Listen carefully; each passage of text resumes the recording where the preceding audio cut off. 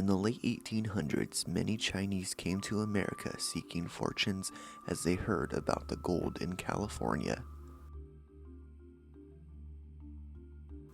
A variety of those Chinese were intrigued by Solano County's farmlands.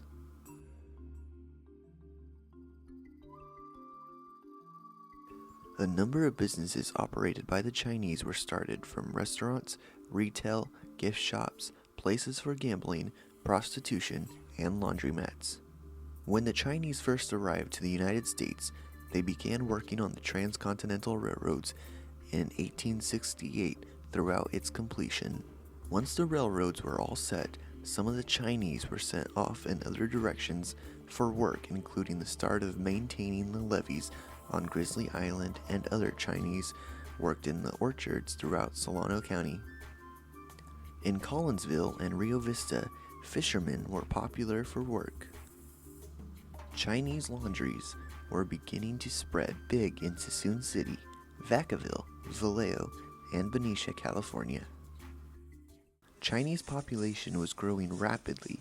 According to the census, there were only 14 Chinese living in Solano County, but by 1870, 920 were in the area. 20 years later, by 1890, the number of population had increased to 1,522. The Chinese were living large in Solano County, but things began getting a little unsympathetic. In 1900, the effect of an Exclusion Act passed by Congress caused the number of Chinese to run in other directions and eliminate the population to decrease down to 903. The story of the Exclusion Acts include a policy to ban immigration and support the Chinese from gaining citizenship.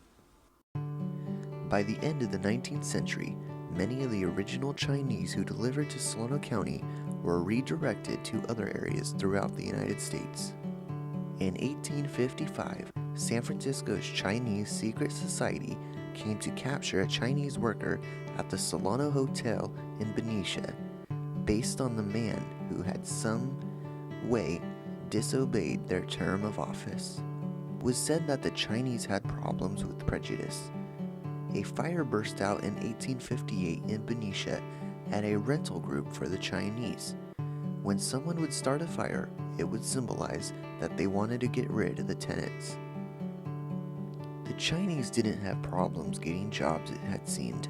From Vacaville to Green Valley, cattleman Samuel Martin hired Chinese $1 a month to build his home in 1861. Starting in 1866, the fruit growers in the Vaca and Pleasance Valley were employing Chinese labor to harvest fruit. Their hard work was recognized and appreciated. Commodore John Irving purchased a fast steamer called the Yosemite. He bought the steamer from the Central Pacific Railroad Company in San Francisco. The steamer was working in the Sacramento area.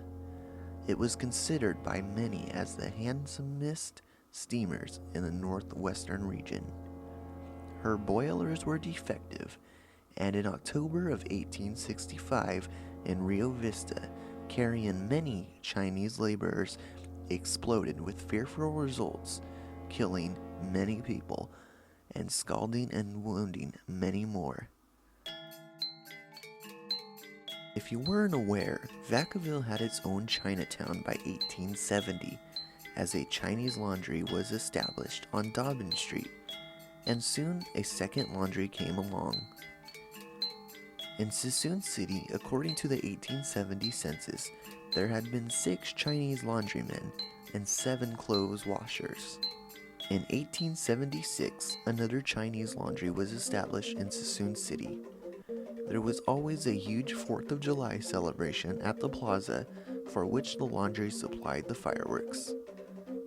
As you drive in Suisun towards the sloughs, and you look out to the south on the highway, you will see a railroad that was created beginning in 1878, where Chinese laborers worked on the Northern Railroad between Benicia and Suisun City.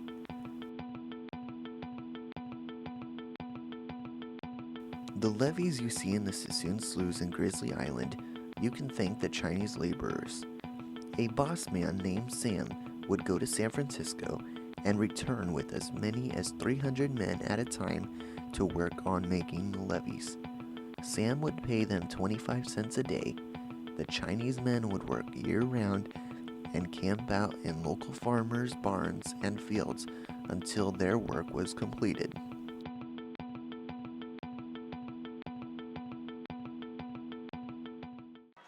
Lotteries were popular at Benicia's Washington house. The lotteries were very informal, just 4 or 5 men getting together and putting $100 for prizes. It was rare for a woman to get permission to leave China. Historians concluded that the ruling class wanted to make sure they had money in America was sent back to China.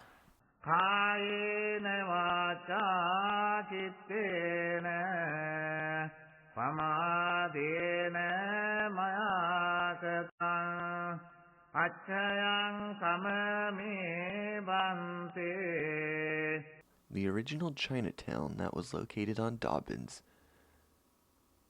was filled with tin houses jammed together, except at Candle and Dobbins was a row of wooden houses. In the summertime, those tin buildings were really hot. There was always a big yard in the back for a garden and for raising chickens. There were 4 houses in the Chinatown area. One was in the back of Sam's Club, probably Sam Lum. Fanny, a French woman who was married to a Japanese, ran one at the end of Bernard Street. The other was right down on Kendall by the creek. The 4th one was on Main Street in Chinatown.